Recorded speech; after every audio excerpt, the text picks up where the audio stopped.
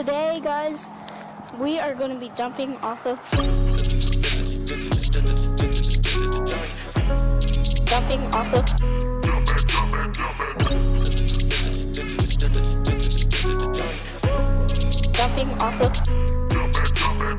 Yes. Welcome back to Jumping Off Points, the podcast where we use current events as jumping off points to discuss politics and culture.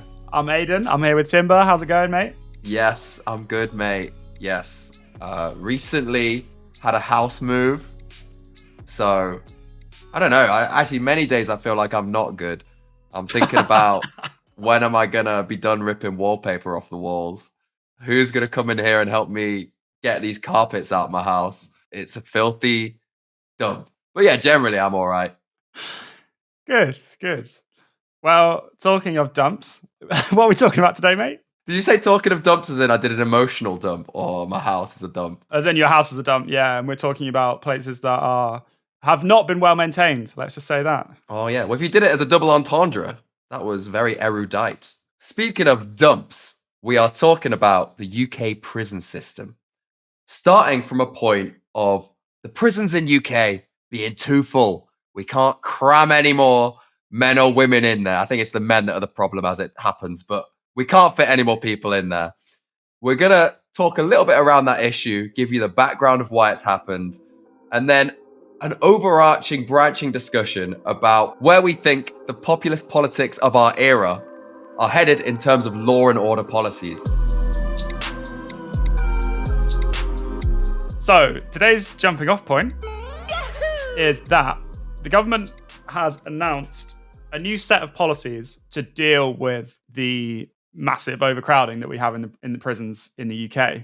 On the 16th of October, Justice Secretary Alex Chalk told the House of Commons that prisoners would be released up to 18 days early and that they would be ramping up deportations of prisoners who are foreign nationals. So they'll be sending them back to their country of origin. Prisons becoming overcrowded sounds like a very normal problem, but very specifically with this issue, prison governors said at the start of this month that it was inevitable space is going to completely run out.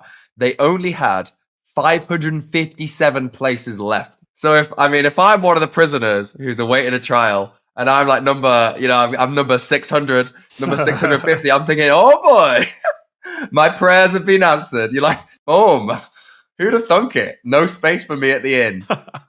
Have you ever been to prison, Aidan? I have been in a prison. I had a job interview in a prison to be a music production teacher, and I didn't see any overcrowding, but I did see a lot of just stuff where I was like, that needs to be sorted out. They took me out the back of the prison to this storage area. They were like showing me their music equipment, and it was just loads and loads of instruments. They were all like completely fucked, just broken, lying in a puddle in this abandoned building.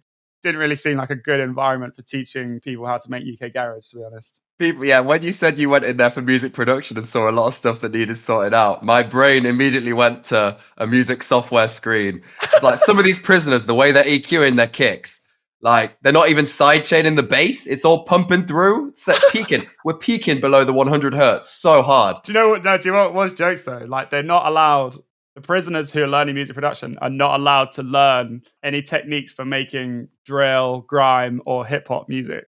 What are we left with in the UK after those genres? If you're a prisoner, the chances are they're going to be the genres you like to listen to, right? Quite difficult to then say, okay, we're giving you this education, which is for you, but you're not allowed to do anything with it that you want to do. Pretty weird. Meanwhile, on the streets, people are really confused at the phenomenon of all these hard guys coming out of jail and they're all producing Sigur Rós tunes and like Bjork. All strings, no drums. So earlier this year, there was actually a big news story. There was like a national scandal about how this guy, Daniel Khalife, managed to escape from prison. Now, here in the UK, the government's ordered an urgent review into the circumstances surrounding the escape from custody of a terror suspect in South London. He was 21. He was an ex-army guy. He was working as a computer network engineer with the Royal Corps of Signals. The Royal Corps of Signals. I thought you were about the dateable guys in the unit. He's in the singles court. He was one of the most eligible bachelors in the UK at the time. One of the most eligible bachelors who's like a computer network signals guy. I think not. Wow. That also is not the worst thing about him. Maybe he knows his way around a network, but probably not signals from women. He probably doesn't get many of them. Am I right? I think he mostly gets signals from the state of Iran because he was charged with terror offences and gathering useful information for terrorism, which he supposedly passed on to Iran. And he was being held pre-trial at Wandsworth Prison. On the 6th of September, he escaped by strapping himself to the underside of a food delivery van. Ultimately, while this escape was pretty cool, people started digging into conditions at the prison it was being held at, Wandsworth, and found that staff were too inexperienced, the prison was underfunded, it was overcrowded, and this is essentially how he managed to slip through the net. So I read this article in The Guardian that claims that at the time, Wandsworth was supposed to hold 900 men, but was holding 1,600 men. When this happened in September, it sparked this conversation about prison overcrowding and underfunding. And I think that is why we've now got to this point where a month and a half later, Alex Chalk is bringing in these policies to address this issue because it's been in the news a lot, I guess. Very specifically, in the Independent article I read, they said something along the lines of Rishi Sunak was warned 3 months before this dramatic escalation of the overcrowding issue that prisons would be at capacity around this time. And what I was trying to decipher while going through the reports, the white papers, and government plans was, to what extent could he have decelerated the crisis? So 3 months ago, if you think about how much prison reform you can do in 3 months, it's not going to be a dramatic load. The other factor that's been brought in, which perhaps wouldn't have been accounted for in any of those previous white papers, is that the barrister strike that took place last summer massively had an impact on how many prisoners could get processed, both for probation, so being let out, and for being put into different places. So I think in terms of the administrative slop of prison management, that has also put a real spanner in the works. Even in the last 3 years, I don't think prison reform and prison overcrowding has once been a top priority issue. The public don't really care about it that much. As long as prisoners are seen to be sent away, prison reform is not on the top of the agenda for the public. And also, I just don't think it's been at the top of the news agenda because we've had COVID, Liz Truss, the mini budget, everything else. It just doesn't seem like something that would be the top priority for government. So I can see why this has, in a way, caught them out. Yes, and that is something that I want to move on to in the next section, because one of the things I looked into specifically as part of this was how we got here. I thought of prisons as a system that were thriving in the Victorian era and in the early 1900s, because when I envisage prisons, I think of those Victorian bars. Someone like Jack the Ripper or someone like that from that era is thrown into prison. There's just like loads and loads of prisoners in there and they're filthy and disgusting. Les Miserables. That's the kind of era I'm thinking of. I don't think Jack the Ripper was ever caught, though, was he? He's probably still out and about. Well, they might have caught him because they wouldn't know who he was if they did catch him. That's true. He might have been locked up for a minor drug offence. Yeah, he might have been locked up for opium possession.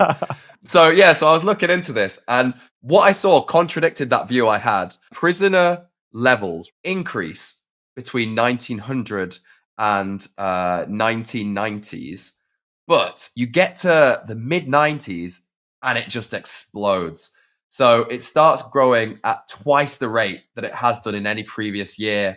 And you can see that line of the graph hit this almost vertical rise between the 90s and the 2000s. Police got mad, zealous on prosecuting drug crimes, giving people the largest sentences they could and cracking down really hard on it. Also, we had in the UK the Sexual Offences Bill of 2003 passed, which I think everyone can acknowledge is a really, really good piece of legislation that expanded definitions for what constituted, sexual abuse, rape, etc., but also had the impact of bringing a lot more people under that umbrella of people who get prosecuted for sexual offences and, again, lengthening the sentences they receive in prison. Ultimately, we had a lot more people getting caught for crimes, and then when they were caught, they were staying in prison for longer, which means you're not getting that turnaround of people coming out of prison and other people going in. So all of that serves to really increase just the overall crowdedness in prisons as a whole.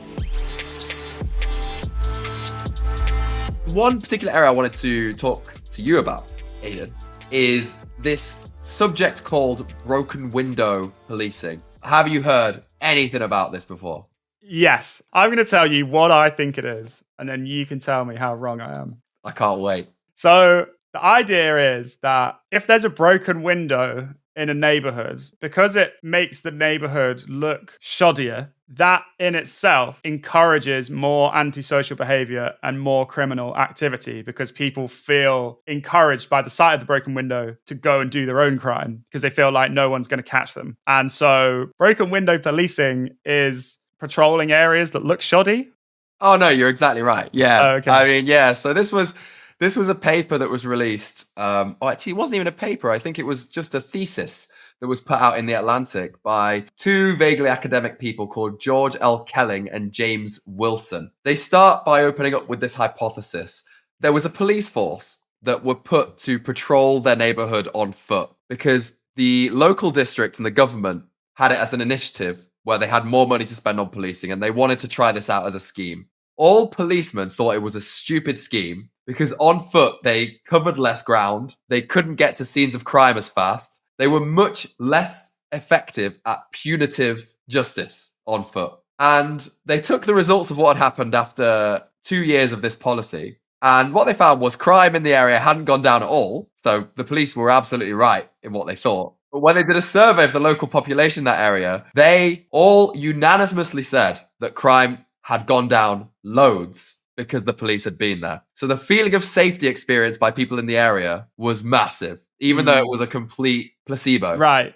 Yeah. And so they also in this thesis then set out that there was another academic from Stanford who did an experiment where he put a expensive car in two neighborhoods. One that was a really poor neighborhood in Chicago, one that was a really rich neighborhood in Washington, D.C. somewhere. And in the poor neighborhood, the car was stripped apart instantly. They started ripping all the shit out of it. Eventually, it got windows smashed, and then they started all smashing it up. In the rich neighborhood, everyone left the car alone, didn't touch it. But the person leading the experiment then smashed one of the windows in with a sledgehammer. In the rich neighborhood. In the rich neighborhood and the door. And what he found was then, over the next 4 or 5 nights, people then just began smashing the other windows of the car and like knocking the doors off, kicking it, all this. And that's where they formulate this broken windows thesis that basically police need to concentrate in order for restoration of public faith in the police. They need to concentrate on preventative measures where they patrol those neighborhoods, they have a presence, they look at not the worst vindictive crimes such as larceny, GBH, sexual assault, but they look at the smaller petty crimes that come before those. So graffiti, loitering, being around on the street boozing, and generally being a pest to passers-by. Being on the street boozing is a crime now. Yeah, am I right? Fucking hell. A little can of Stella in the sunshine. The only bit of joy we Brits get in the whole of our lives on the park in our shorts, and you're saying that's criminal now. Also, I'd prefer to do that in a place where there are no broken windows. I'd prefer to do that crime in a beautiful neighborhood. You know what I mean? But the theory is that you would eventually break a window. Oh, okay. Well, the theory goes that you like if you're left to booze for long enough, like you're like, oh, I love doing this like in a non broken window area, and then after a while you start thinking, you know, these guys have so many intact windows. Who would really? Because you're boozing as well. No one said anything to me about drinking my can of Stella, so I just start breaking a few windows. The reason why this swept into public consciousness is there was a famous guy high up in law enforcement who read into this theory, was really into it as his policy. He was hired by Rudy Giuliani. Oh, yeah. Of the fame of being allied with Donald Trump during his overturning of the 2020 election or attempt to do so. Grease running down his face when he was giving the speech about how Trump really won and they'd found loads of fraudulent votes. That Rudy Giuliani... He was the mayor of New York in the 90s, and he put this guy who was really into the broken windows theory in charge of policing. And crime massively went down in the 90s. I guess it's the opinion of the authors of a lot of the papers I read that what happens in America, it's sort of like a microcosm for the rest of the world. And then we see across Europe and UK as well, similar policies being enacted at the local and national level.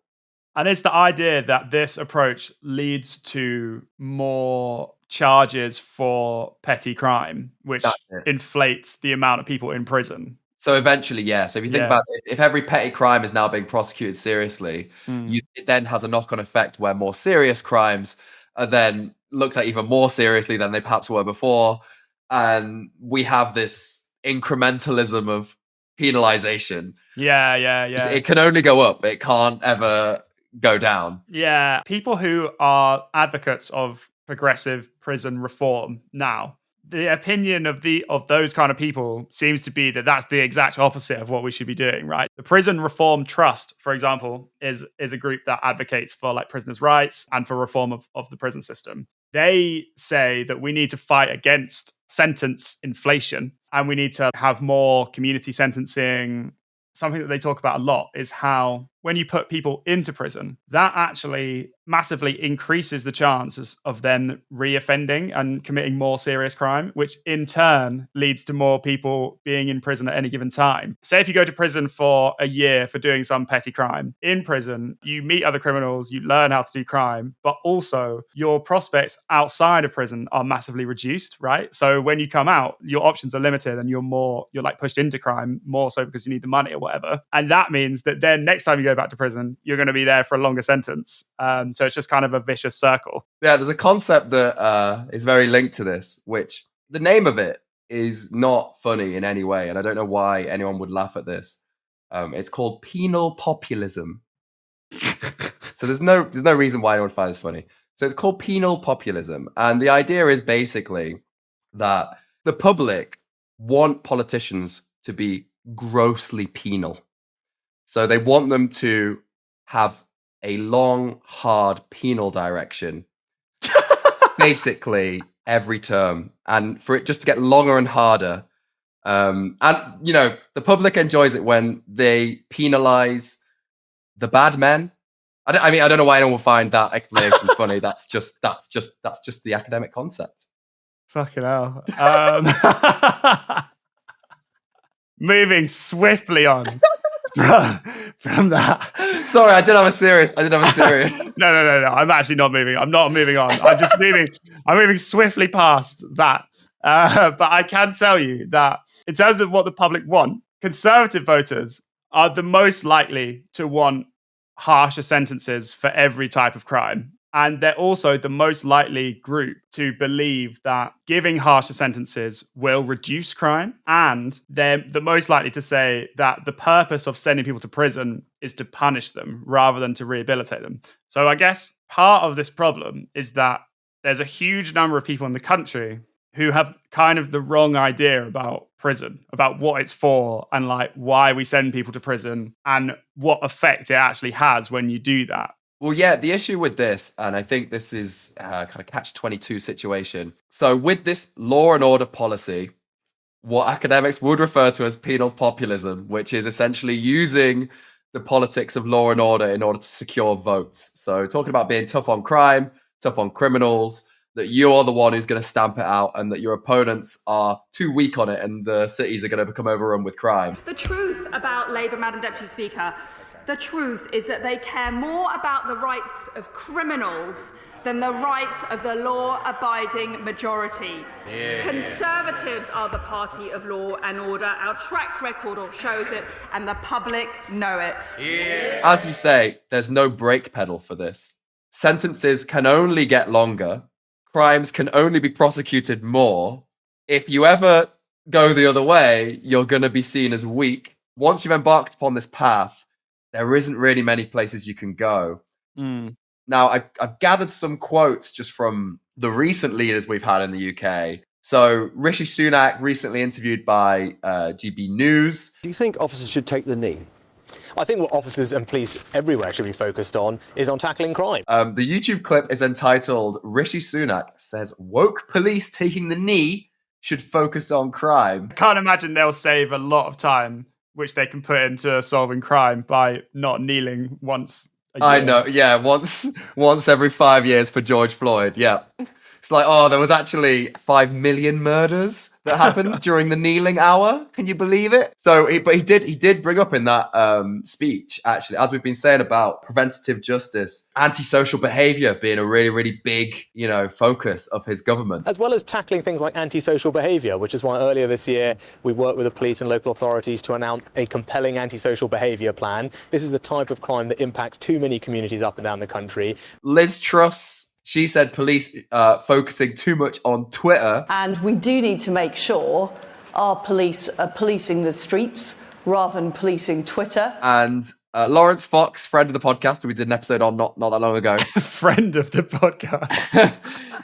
So this is a guy who is never going to be in power, so doesn't really have to say anything specific, but can just go full on with the inflammatory rhetoric. I'm going to make sure that every single child in London knows that in my London they'll be stopped and they will be searched. And if they're silly enough to be carrying a knife around, they will regret that for the rest of their days. Now, what regretting that for the rest of their days means, whether it means that Lawrence Fox will sit them down in a room and give them a stern talking to.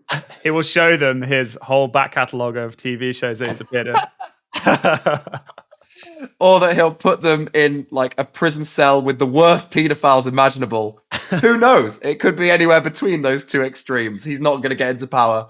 Doesn't have to justify it. But yeah, so this is the kind of law and order populism that the right has embraced to an extent where they can't actually let it go now as a party. It wouldn't wax well with any of their voters to reform the justice system.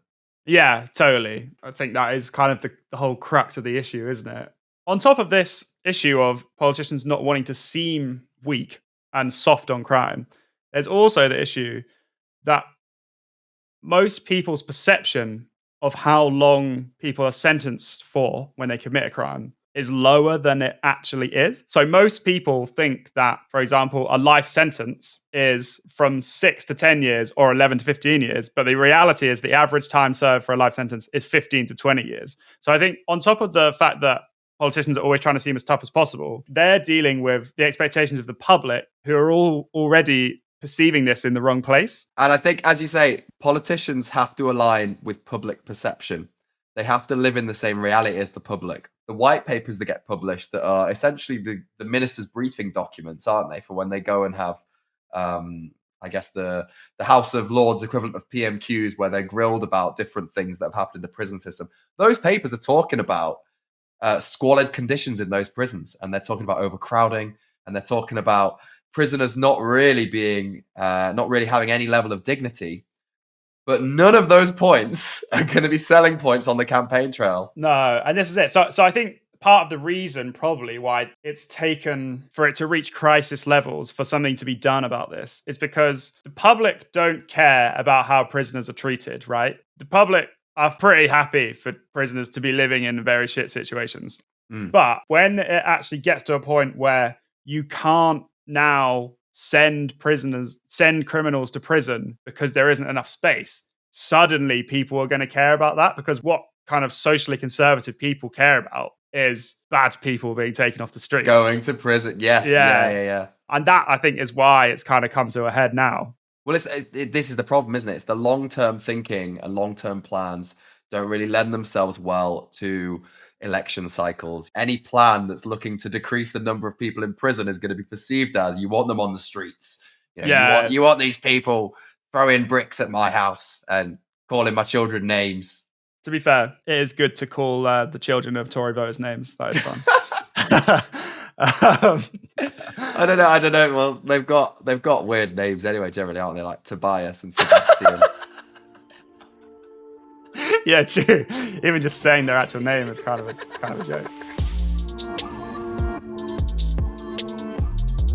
I think the kind of irony of this position from socially conservative people and, the government of the day and kind of the governments that we have the last 20 years is that a tough stance on law and order, which means sentence inflation, more people going to prison, etc., actually is not the most effective way of reducing crime and deterring people from being criminals, right? Like, if we were to reduce sentences, which in turn would save money by having less people needed to be in prison, we could put that money into mental health and drug services, which has a preventative effect on crime committed in the future. There's a lot more social community work that can be done to prevent crime. For sure, and it almost matches. It has a strange symmetry with that broken windows policing, but it's like the carrot side of the equation, not the stick.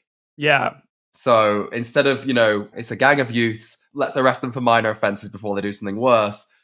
Take that gang of youths and put them in a social program. Let's see if that steers them off the path of crime before they can have a criminal sentence for something minor. There are services that deprogram young people from gang involvement. And I think if we had more of that, there would be significantly less serious knife crime and things like that, because young guys who get into gangs, when they almost inevitably go to prison for their first offense, like we discussed earlier, it kind of puts them on a trajectory where it's now impossible for them to do anything to get out of that life.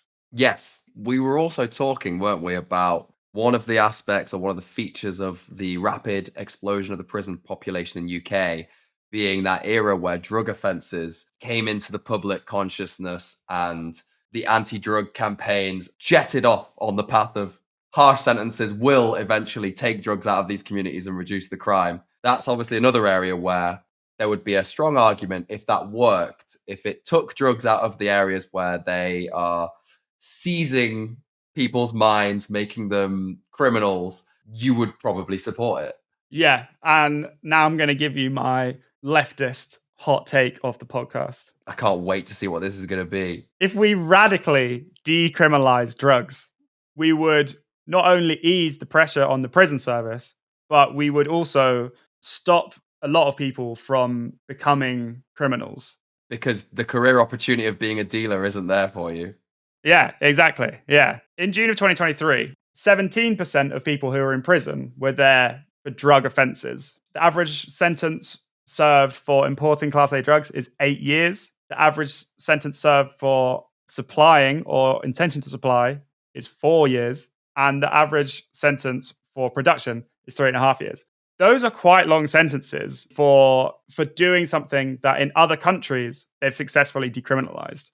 Makes sense. And yeah, if you've not got many prospects and you're from one of them areas, being a local shotter is probably your quickest way of earning a lot of money. And once you're embroiled in that world, I suppose being exposed to other crimes around you that come with it, it sets you off on a certain trajectory for the rest of your life, doesn't it? Because you're already operating outside of the law, if you have some sort of dispute with someone, the likelihood of that turning into a criminal offense is much higher than in a regulated industry. Do you know what I mean? So it's a kind of gateway crime that leads to a lot of other crime. And if we remove the illegality of it, we shut down those illegal opportunities to be involved in drug enterprises, right? Yeah. And I mean, to be honest, I'd go even further and say that for a lot of things, we could be legalizing and regulating them so that there's not even a point in anyone selling it other than regulated shops. Yeah. Or doctors prescribing it or whatever. We'll give the money to corporations, man, and then they would hire a bunch of people. It'd be more jobs, yeah. You can still have measures in place to, like we do with booze, right? Obviously, I know we were joking about drinking a beer on the street, but you can have things in place to... Well, that wasn't a joke to me, but yeah. Well, no, as in, I'd do it, but as in, we were having a good time talking about that earlier. Yeah, have a little can, throw it at a window, nothing like that. Saturday, nice little Saturday in the park, throwing cans at things. But obviously, if you're getting a lot of antisocial behavior related to regulated drugs that are being taken in public, you don't have to criminalize the drug. You can just criminalize the behavior, right? Mm. And kind of cut down on antisocial behavior that way. Yeah. What I think we're talking about is a reduction in sentencing for all crimes. For me, the challenge for that is if you know someone who has been the victim of a serious crime, say you know someone who's been the victim of a sexual assault, it's very difficult to say, obviously you wouldn't say it to them, but it's very difficult to have that in your mind, how terrible that is, and also think in the other part of your brain, what we need to do is rehabilitate. Yeah, don't send them to prison for really, really long time. So I think it's important that along with the reduction in sentences for a lot of crimes, there's also the money that is saved by less people being in prison at any time goes into those rehabilitation services, right? And also, I guess, the money for keeping victims safe, specifically from people who have committed crimes against them. Yeah, it comes down to this old, I believe it's called an aphorism. Might not be though. I'm sure I'll get corrected by some smarty pants if this isn't the right word for it. The true measure of a society is how it treats its most hated subjects or its most vulnerable members. And I think everyone believes in this, and they generally believe in the idea that people should be rehabilitated, that people make mistakes, and that people can recover. But no one ever associates that thought with conversations about prisoners who have just committed a crime. Yeah. They believe in that concept until you show them a rapist or you show them a murderer. And any of those people, straight away, all of those high-minded principles go out the window, and it's send them to jail for the longest time possible and potentially put them into some horrible torture device that, you know, squeezes their balls for multiple hours every day. Make the prison sentence as bad as it could possibly be. But in order for society long-term not to go down an unsustainable path of building more prisons each and every decade and sending more people to them.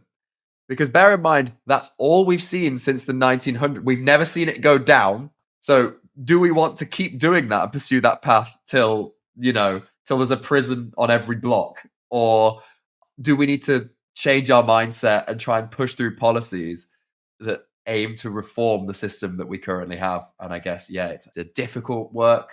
It's never going to be popular with the public. So those are the big things, the bones of contention we have to grapple with. Yeah, it really depends when you're thinking about rehabilitation versus locking them up forever on why they did the crime in the first place, right? And if there's a lot of crime that is directly related to inequality, if there are societal factors that are causing more crime, I think that's the place to start. But I suppose there are also people who are maybe beyond the help of rehabilitation, right? Like I'm thinking about like serial killers and stuff. Obviously, it's gonna be very difficult to rehabilitate everyone. Yeah, rehabilitating Jeffrey Dahmer would be a challenge. It would be a bit of a struggle. It's like you're in a class just showing him pictures like, so Jeffrey, we're not gonna dissect this person and eat their body parts, all right? We say hello, we shake their hand. We do them a presentation on Microsoft PowerPoint. This is normal life, Jeffrey. Okay? Maybe you can rehabilitate them. That sounded pretty good. I'm convinced, man. That sounded good. But yeah, I think that pretty much covers it, right? I think we've covered all the main points. I think that sums it up, mate. Yeah. Lovely. Right. Well, it has been a great podcast. I've really enjoyed talking to you about prisoners and stuff, Aidan. I've very much enjoyed it. A return to seriousness, you know what I mean? We've sort of indulged ourselves with a few fun ones recently, but it's good to be back in the real issues, you know what I mean? And you know what? If we implement these ideas we've talked about, prison reform, and they all come into play in the next 50 years, by the time me and you are, kicking 70, 80, we can commit a bunch of crimes and consequence-free. Well, there's something to hope for at least. The bill gets passed and we just go on, the wildest window smashing spree as a last hurrah before we get dementia. Lovely. I mean, to be fair, yeah. If you've got dementia, you're kind of allowed to commit crimes like that anyway. That's true. That's a loophole that already exists. Yeah. So get dementia. Yeah, just do it. Yep. Okay, yeah. Thanks for listening, everyone. I guess we will see you when we see you. Bye-bye.